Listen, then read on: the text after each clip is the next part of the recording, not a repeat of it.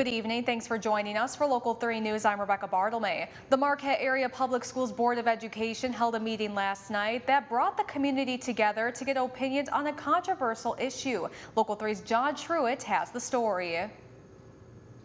No matter what name you're cheering, they need you to be a community. For nearly 100 years, Marquette High School student athletes have been known as the Redmen.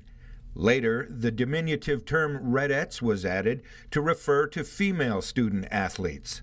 That moniker is about to change. At a marathon 4-hour meeting of the Marquette School Board last night, the vote was 4-3 in favor of respectfully retiring the names Redmen and Redettes from Marquette Senior High School. Some 60 concerned residents turned out for the meeting, which had only one item on the agenda: whether to keep the name Redmen and Redettes or get rid of it. Dozens of citizens lined up to speak during the public comment section, with an overwhelming majority asking for the removal of the nickname that many feel is a racial slur. The term Redette is demeaning and diminishing. It does not bring to mind strong female athletes. The name Redmen is perceived as a racial slur. The origin of the term Redmen actually comes from the red sweaters athletes wore in the 1920s. However, the name morphed into something totally different when the image of an Indian chief was introduced in the 1930s.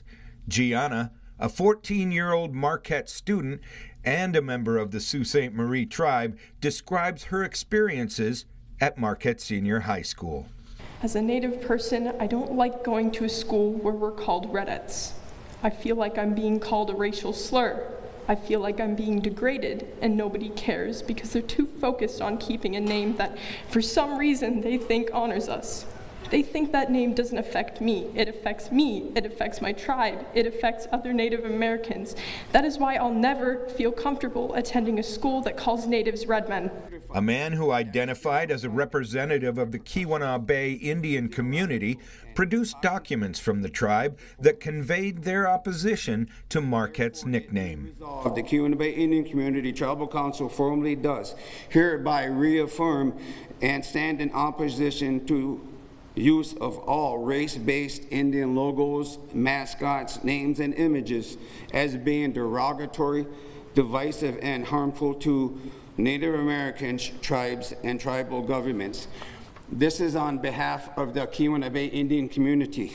There were also those Marquette alumni who wanted to keep the Redmen and Redette nicknames, as it is a source of pride for them. When I got to high school and got to be an athlete, I was proud of that logo. And so my brother's here, and he played sports, and he was proud of that logo because it represented power of what the Native Americans are. To me, that was power. I was so proud to be a Redette. Board members Sarka, Clip, Ray, and Maddox Smith voted in favor of changing the nickname, while members Cambenzi, Zadunik, and Hewitt voted to keep it. Although there were vastly different views on the subject, the meeting was civil and respectful toward all. Board members in favor of keeping the Redmen, Redette nicknames point to a 2020 survey that showed 59% of district voters supported keeping the nicknames. The work now begins on transitioning away from the old name and choosing a new one.